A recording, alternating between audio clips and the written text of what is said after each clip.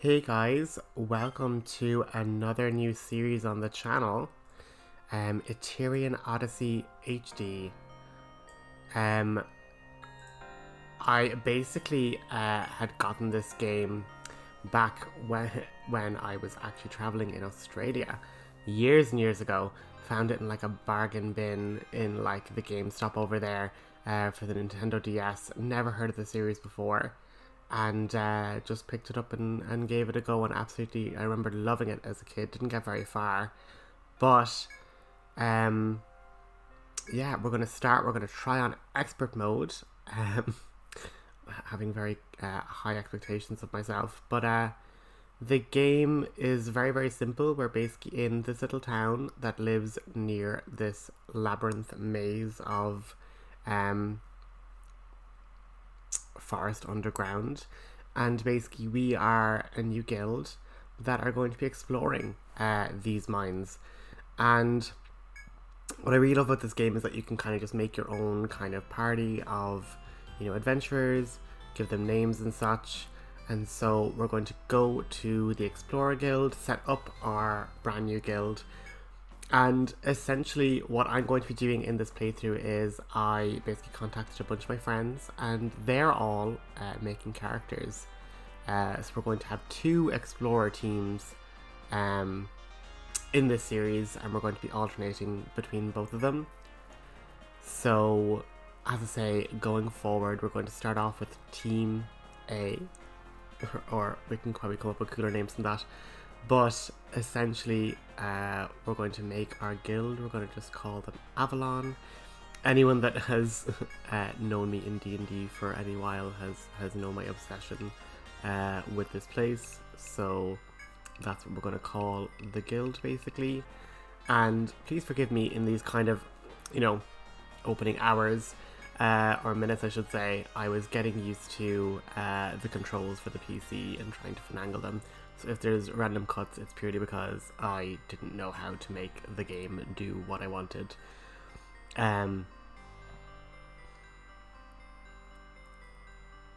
So yeah, we're going to have two teams of 5, basically. And our first team is going to consist of a character that's mine. I'm going to be playing a medic. We also have a protector, we have a alchemist, we have a dark hunter, and we have a archer. So we have our archer Faye, our survivalist I should say, Faye, one of the first members I made. And then we have our medic, which is me. We have our dark hunter Graves. We have our protector Helgard, and we're going to just... Oh, and we also have our alchemist Roberto. Don't know where he got lost in the creation process, but these are our 5 characters: 3 in the front line, 3 in the back line. And then basically what is handy is that we can actually set our different teams into these presets, so I can just quickly hop between the two groups of 5 episode to episode. But what's handy about, I suppose, this let's play is the fact that I've been literally hyper organized, made a little spreadsheet, but it just takes the stress out of me leveling a bunch of characters totally off my hands. Each of one of my friends has picked a character and basically has kind of sat down with me and looked at the level up trees and the skill sets and just sort of said, yeah, I'll just go with these level ups for the first, let's say 10, 20, or in some friends' cases 30 to 40 levels they've planned ahead. So it just takes the stress off me in trying to kind of plan a bunch of different characters, and they kind of, I suppose, can feel a part of the journey with me as they kind of go along with the journey. And so Helgard is going to be our tank, so we're going to get defense up so they can take more hits, provoke so they can draw more hits from the enemy, and then I believe I go for a HP up just to again,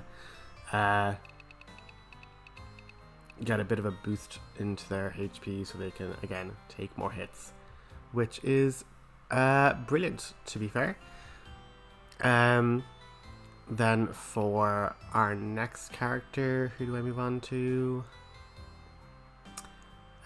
Roberto, the alchemist. He wants to be specialized in electricity, so we're going to go for 2 stages in Volt, and Volt up to give more electricity damage, and then we're going to learn the Volt spell as well.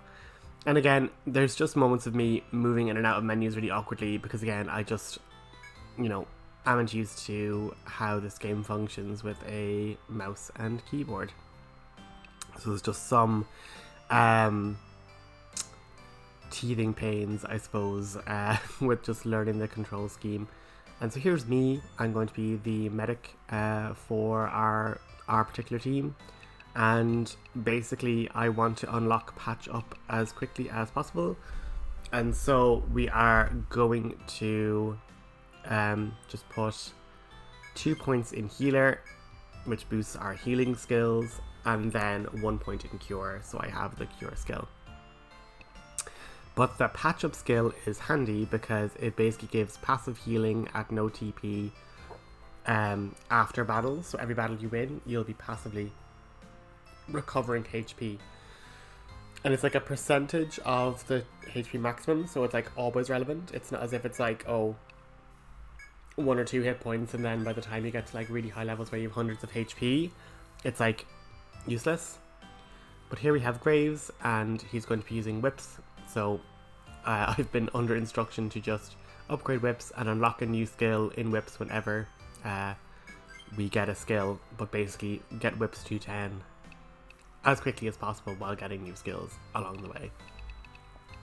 And so Faye, our survivalist, is going to be getting one of the gathering skills. She's going to learn Chop to help us collect resources in the dungeon, as well as using bows, so upping the bow damage, and also getting a HP boost with HP up there as well. And now this is kind of where I do slightly feel bad for Team B, because obviously, or well, hopefully, we do get some money back, but obviously Team A are getting the most value of like having the free 1000 money going into the dungeon for the first time. But basically what Team B will have is they might have better equipment to buy because we unlock new equipment with Team A. So it's all swings and roundabouts. But in this game, like any kind of RPG, it's like so important to be updating and keeping your equipment to the best that it can be. And while having a knife is great, we've been putting points into particular weapon archetypes, so there's no point in having a knife when Graves here has been getting extra damage with whips, so we're going to get him a whip. We're going to get Faye a bow. We're going to get Helgard, we're going to get her the Skarmsack, the better like machete it seems to be, so we can equip that, boosting her attack to 100, and then we can also kind of get her a shield, just because with provoke, more than likely she's going to be taking like a lot more damage. So, let's just bump up the defense a little bit. Every single point helps.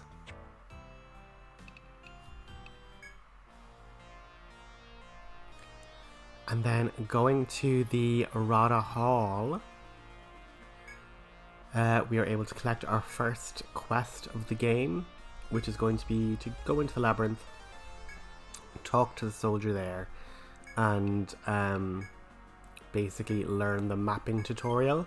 And that's what's kind of really nice about this game as well. Like, it was on the DS, obviously the dual screen system with the touch screen, and so you had the top screen, which was like your fighting monsters screen, everything else, but the bottom screen was basically a blank grid that you would have to like draw and color in to actually create the world map as you were exploring. And, you know, again, it kind of like reminds me a little bit about like D&D, where like, you know, kind of revealing like a fog of war, like you kind of don't know what's around the corner until you like explore it. And like I know there's probably ways to like auto draw and stuff on the kind of PC versions as like a quality of life thing, but no, like I think there's just something really like, I don't know, like comforting or just, you know, pleasant about just sitting and just drawing out the map and making the discoveries. Like, I'm not gonna lie, I've played this a little bit before, but when I say I maybe got to like the 4th floor is maybe the farthest I've gotten, because I just kept like making new characters and just like training them up on the first couple of floors. I didn't get very far because I wasn't very good at the game, but I just have like such fond memories that when I saw it was remastered, I was like, oh no, I need to get it. So the game kind of tells you here, oh, by the way, you have skill points. You might not have like had any idea that like they were there. So go in there and teach yourself some skills. But I love how the game's also like, but you might already know this. So like ignore this tutorial if like you're a returning player. So I just like that bit of self-awareness that it kind of can be like, well, you know, you might already know. So yeah, as I say, the graphics are just stunning. And so here we have our first encounter. 2 tree rats. So we're going to try and provoke to draw their aggro. And then just attack with everybody else. Now I made a slight mistake in like the option settings. I kind of had put the like attack speed to like super quick, so it kind of went by a bit too quickly for this first battle. But I think I cut out the menuing, but I basically went in and just slowed it a little bit down, just so it's easier to kind of follow and it's not all just going by a million miles per second. And yeah, with like a bit of teamwork, we get 2 drops of items to sell and add to our compendium of monsters that we have fought. Now, what I also loved about this game as well is that it literally encouraged like a risk reward system. So like the fact is that you fight your monsters, you get like a certain amount of experience, and then it's divided by the number of adventures in your party. So yes, having a party of 5 like is kind of necessary but towards the end of the game, but like at the very start of the game, you know, when you're trying to level up, if you bring less people, they will level up quicker just because the experience is being divided into less people, so you get more experience per battle. And so again, we're just here, and thankfully since I bought Graves a whip, he's actually able to use the whip skill that we got him. If he still had his knife, he wouldn't, even though we had unlocked the Anaconda skill, he wouldn't have been able to use it because he's not equipped with a whip. Which, you know, makes sense, is good. I sometimes get frustrated when it's like, oh, you learned this combat ability, but yet you can use it with like any sort of weapon. Doesn't really make sense. But yeah, so as I say, we have to go forward now and talk to a guard, and he basically gives us a little tutorial on map drawing, and I very much pay attention to this because again, I've been finding the controls a bit of a struggle on the PC. But how I envision the series kind of working going forward is that you'll see in like the top left there's like a time of day cycle, and I essentially kind of envision a bit like Dream Drop Distance in Kingdom Hearts, just kind of having, you know, a party of the episode explore for a day or somewhat into the night, depending on how well they survive, and then returning to town, resting, and then on their rest day you swap in the other group who would have had a rest day prior, and then they're at full health and able to then explore and continue the adventure in the interim. And I suppose it can breed a little bit of a friendly competition between the two groups, seeing who's getting where, who gets to fight certain bosses and challenges and stuff. And like, yeah, hopefully it just breeds some kind of friendly competition between the two groups. But as I say, I think both groups are quite balanced actually, and we actually get to see a showcase of like a bunch of all the different characters, which is really neat as well. But what's also funny is that there is like some overlap, because obviously there's only 7 classes to choose from. And obviously we now have like 10 players, so there's going to be some overlap. So we have a medic in common, and we have a alchemist in common. So it'll just be interesting to see how the two different choices in level ups can lead to like different outcomes in the dungeon, you know? So we're exploring off here to the right, and oh, we see a new monster here, woodfly. Quite a strong enemy, so we're maybe going to try and focus that down with some magic. Going to use some healing on Helgard, because more than likely she's going to be attacked down a lot more. Oh, we got a poison on Viper, which is great. One enemy down. Helgard's provoked all of them, and we've healed her up to full again. And with a Volt from Roberto, that fly is bye-bye. So yeah, the alchemists are great. Like they just can one-shot nearly everything. In like, they just do so much damage. There's such a consistent just nuke of damage, which is great.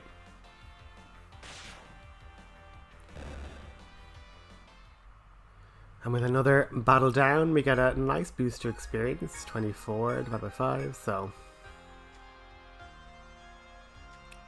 about 5 experience roughly. So that is a dead end. We're gonna jot that down really quickly.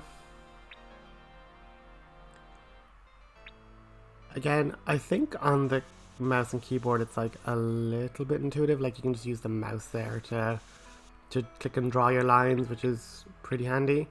And like you can just click and hold to pan the little zoomed in box around, which is quite nice. But yeah, let's just keep on exploring, because we basically have to fill in all of the area in the red and get all of that area fully explored.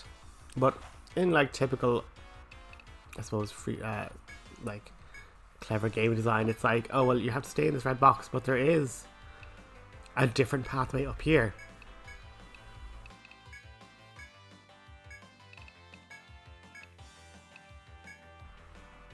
And likewise, we are slightly punished because 3 wood flies is quite a damaging and scary encounter. And unfortunately, if we had of just focused that last one, it would have died and Faye would have survived the encounter. But we unfortunately lose her, and we now just have to go back to town, unfortunately. But like, yeah, this game is unforgiving. It is literally like, the monsters are hard, the strategies are difficult. You know, it is 100% not easy. And I think, yeah, having a character death almost immediately into adventuring is a pretty good sign that, like, yeah, this game does not mess around. So back to town with our tails slightly between our legs we go. And like, again, what's really interesting again is just that old school RPG mechanic of like, oh, your character didn't survive the battle, then it doesn't get the experience points from the battle. Like, they just fall behind then. And then likewise, what happened to all of our characters then was that it was then counted as a party of 4, because it could only divide the experience up between 4 party members. So like, what could happen in like a hypothetical situation is that if basically everybody else in the party wiped bar one character, and that one character beat the big boss or whatever, he or she would then get all of that experience points all to themselves, and so will get like a massive power spike, which is quite interesting, I suppose. But again, just getting to use our skills outside of battle, getting a little bit of a cure off.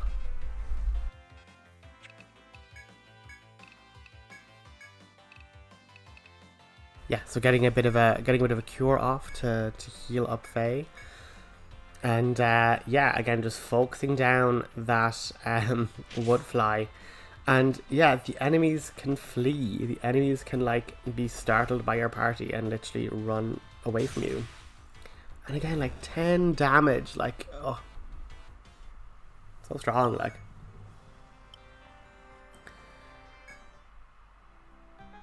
And then once again, like, because they fled, we didn't get experience for, you know, beating them, and so we only got 12 experience. But yeah, you can interact with kind of certain dead ends, have like interactable things, and so we've ended up finding a boot, and the boot had a resource inside it, but now we get ambushed by moles. And once again, we're going to try and just use provoke to get the enemies to attack Helgard.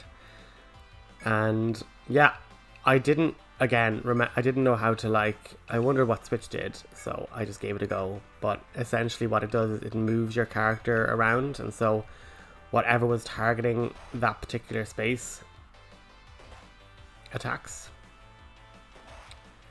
But again, just showing how like tanky Helgard is, like with the defense up boost and everything, and the extra armor. Like the other characters taking like 10 and 8, and she's taking like only 6, you know. So hopefully with the provoke on, we can just defend, so she doesn't take much damage. But hopefully with all of that, we can survive this round with no more people getting KO'd. So I'm just going to drop some medicas from our inventory. And yeah, just 3 and 4 there, like absolutely, like, again, doing the job and tanking, which is great. And now we actually get to like have our little HP back up. And again, you know, Volt just proving so useful. It's literally like, well, once Volt hits, that creature is KO'd, so we can like focus on other enemies, you know. And like in hindsight, if Helgard had just attacked, we would have won that encounter in like one go, which would have been cool. But now that Faye is leveled up, we can now give everybody their new skill point and develop their skills even further. So again, Graves was like, get me my whips to 10, but anytime we learn a new skill, just teach me that skill and then go back to leveling up whips. So that's what we're going to do. We're going to empower provoke, so you can actually raise each skill, and then it increases the draw rate, so it increases the aggro generation of provoke, so they're more likely to, you know, attack, which is what we want. There's no point in using provoke and then, you know, they're still attacking other party members and still weakening the whole party.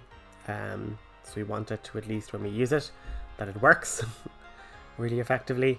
And then we're going to learn True Shot. So now we have bow ability, and then we're going to learn Patch Up. So passively, after every battle, we'll be healing a small amount of HP.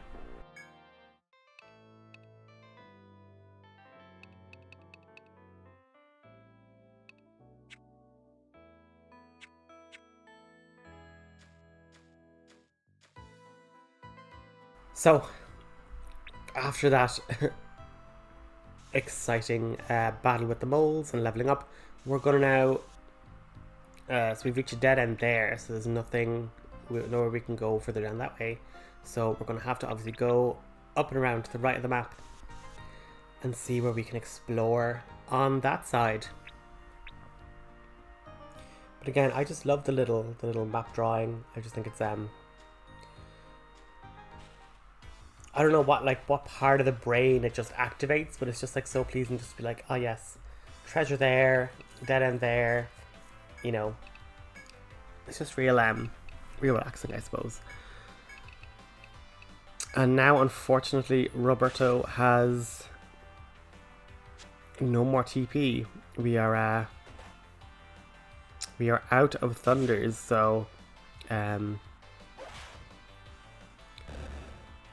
yeah, our DPS has fallen dramatically. So, you know, with more boosts into TP and stuff, we'll be able to, you know, have way more uses going forward. But that's literally why I suppose you bring a balance of strong normal hitters and, you know, strong magic users. It's like, yes, magic users can nuke stuff and just destroy stuff easily, but then when you run out of MP, it's like, well, you know,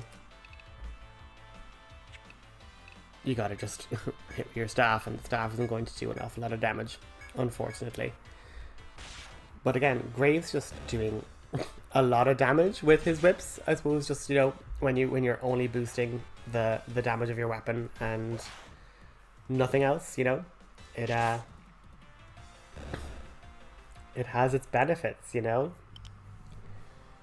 And again, we're discovering different items, we're getting different loot drops from the enemies, and basically when we sell those in town, it then unlocks new equipment when you reach certain thresholds. So like a certain number of small fangs get you like a fang whip, a certain amount of hides get you different leather equipment. So like, you know, it isn't like most RPGs like Final Fantasy where, oh, you get money when you beat enemies and item drops for like synthesizing or different collectibles. It's like, no, you don't get money. In like a more realistic term, it's like, you know, you just manage to like harvest from these monsters, sell for your earnings, and make some money. So it's one of those things where like if you're not careful, you can nearly soft lock yourself, or at least you're going to have to recruit brand new level 1 adventurers and go grind out some money in like the very first level of the dungeon and just try and make up the money for like your higher level characters to rest in the inn and recover all their stuff. So like, yeah, it there is a bit of money management to be had in the game, but like, I mean, it is a challenge I will rise to. Absolutely no problem about that. And thankfully there is an eraser button, because I am going to be making many a mistake on drawing these different maps. But we're gonna zoom down this corridor, have another battle with 3 wood flies, absolutely terrifying. We're gonna provoke, hopefully draw their attention.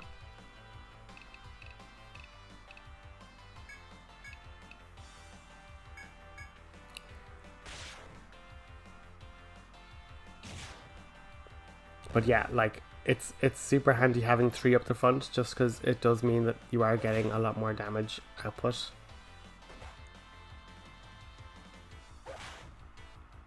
So yeah, now that we've provoked as well, it's like, oh, better give a Medica to Helgard really quickly. Because if she's provoked, she's going to get attacked more, and then where would we be? But thankfully, Graves and Faye are like super fast, and, you know, lead them as well. I'm able to get that Medica in before too much damage is dealt.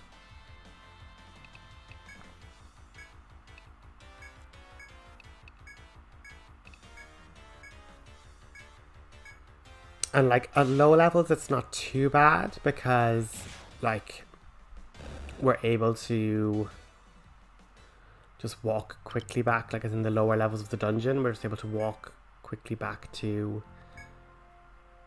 town and revive and stuff. But like, if you're kind of 2-3 floors in, like the fact that you have to then survive back to the entrance. Now I think there are sort of abilities or items you can get to teleport back now. I don't recall if they were necessarily in the original game, but even still, like, that's then money you're losing not being able to get like a new weapon or something, because you're buying, you know, teleport items to get out of the dungeon easier, you know. But again, I just love as well the fact that like you have all this little key for like all these different things, and like you know, at this point I'm like, I don't think I've like had to use an awful lot of the key stuff when I was like younger. Just had like a little exclamation point for like there's something there that you can interact with, you know.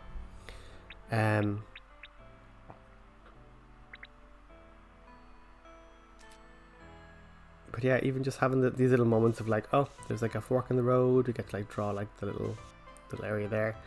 And like I'm especially excited getting to like places I've never been before. Like that should be like really exciting, because like at the same time it's like I've been to these floors, I know roughly like this isn't new to me, but like when I get to like floors that I've never been to, it'll literally be like, oh my gosh, like what's around this corner, what different challenges am I going to be facing? And like even like when it comes to like different enemy types, where it's like, oh, I've never seen this enemy before, what does it do, what should I do, which should I focus down, you know? It'll be quite interesting. And so yeah, we end up finding this mysterious crystal. Don't know who or what it's for.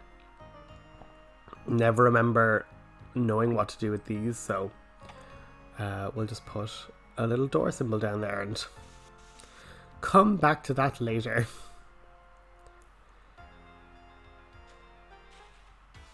And again, another 3-pack of wood flies. So, you know, the enemies definitely, I think, get harder like the deeper in you are. Like when you're starting off, like you're only maybe going to encounter 3 rats, and then like the deeper you get into the woods, the more it's like, all right, you know, things are getting spicy.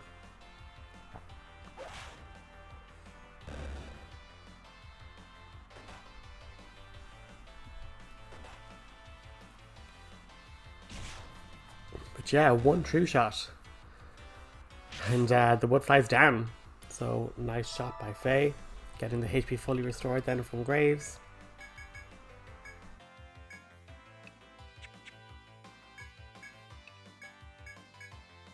But unfortunately we're like using up all of our medica. Once again, it's like I hope that the other party, our beta team, I hope this team gets enough money that I can kind of equip the other team with enough gear and materials that like they don't feel like underpowered, and like that I can at least maybe get them like 5 medica and like a couple of good bits of equipment going forward, you know, because I do want them to seem somewhat balanced. And obviously starting the game you do have like just free money essentially, so I did try and keep it to around 500 each, you know.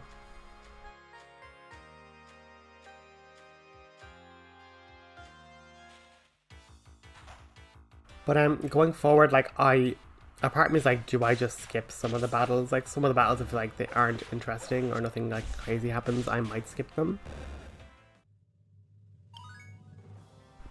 But at the same time, it's like,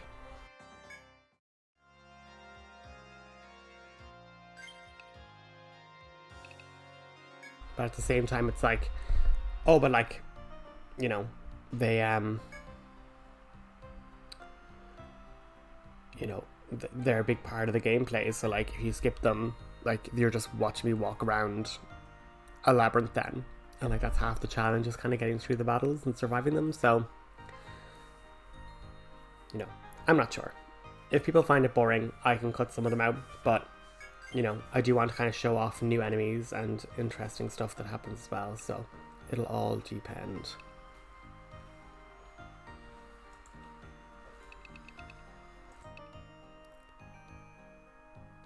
So we're going to raise our defense again. And unfortunately Faye didn't level because she's slightly behind everybody else. But we're probably going to finish up shortly. We'll just get Faye her level, so she's also level 3. And then we'll retire back to town, make the second team, rest up the first team. And then that's kind of episode 1. So the beginnings of the exploring of the labyrinth. Kind of getting to know the characters, getting some basic equipment, and we're basically going to just, oh yeah, we're definitely going to be increasing the TP of Roberto, so he can cast volts way more. So, and then like, yeah, looking at like the different skill trees, so we have to basically get Volt to level 3 and Volt up to level 5 to be able to unlock Thunder. And so that's everybody used up all their skill points then. And then, as I say, in the bottom right, you see a little sphere that goes from blue to green, and then that's basically a little way of understanding, oh, there's going to be an encounter once it gets to a deep red. What's interesting is that this little square here that I'm in, that doesn't generate any more aggro from the monsters, but then once you're kind of in this area, oh yeah, and the soldier won't let you pass until you finish mapping the map. So you'll know you've explored everything when he's basically like, oh, you found everything, so that's great. But yeah, once it gets to the deep red, you then get your random encounter. And we're just going to blitz through this, hopefully. And what I also find really interesting is since we gave a TP boost, it actually increases your current and your max. So we got a boost to TP, and now Roberto actually has enough to cast another Volt spell, which is like super cool. And again, we just love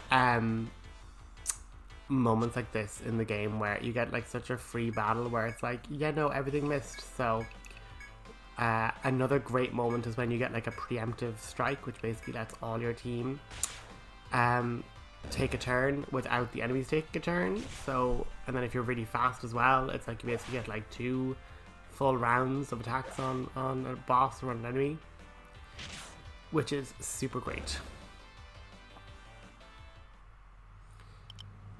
And then, yeah, so we're just gonna try and get into one more encounter, just so we can get Faye up to the same level as everybody else. And we've now also hit nighttime. We've hit our nighttime encounters. So there are certain events that only trigger at night, and certain enemy spawns that only trigger at night.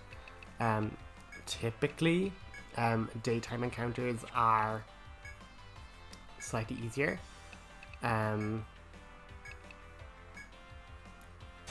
so that's why when we get back to town, you're able to actually rest until evening or rest until the daytime, just because certain quests as well require you to trigger them at day or at nighttime. So again, it all depends on how things go. But yeah, 1 Volt, 1 last cure. Our mages are out of TP, and it's just now up to the front line to finish off that last tree rat.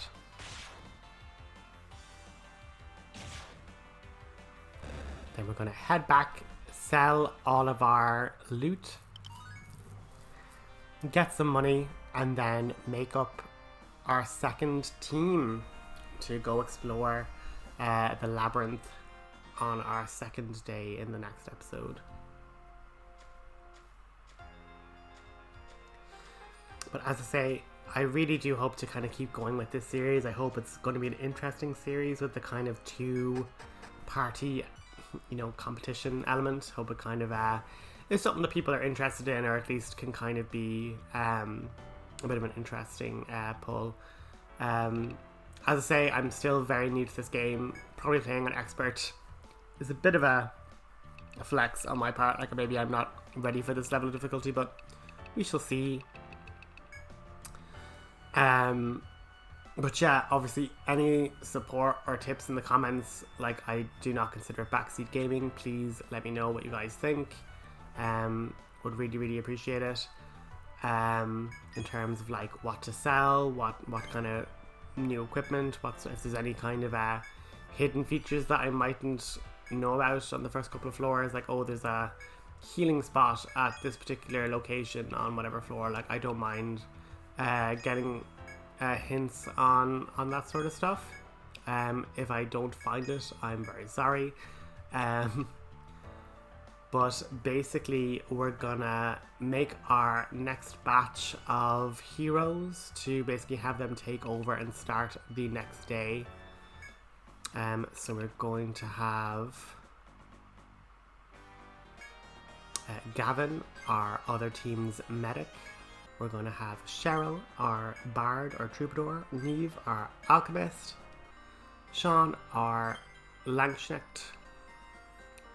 And I'll get one more, probably for the next session, just so it's not like 5 on one team, 4 on another. But we're going to register those as team 2, get them sorted. We're going to rest up the party and save. And pretty much, yeah, that's going to be our episode, guys. Again, it's super, super fun and like a great nostalgia trip to be back into this game. So like, I'm really looking forward to it. We're just going to rest up our original team. So we're just going to get them in on the party, rest them up so their TP and everything is restored. And I'll catch you in the next episode with our second team. Thanks for watching. See you next time.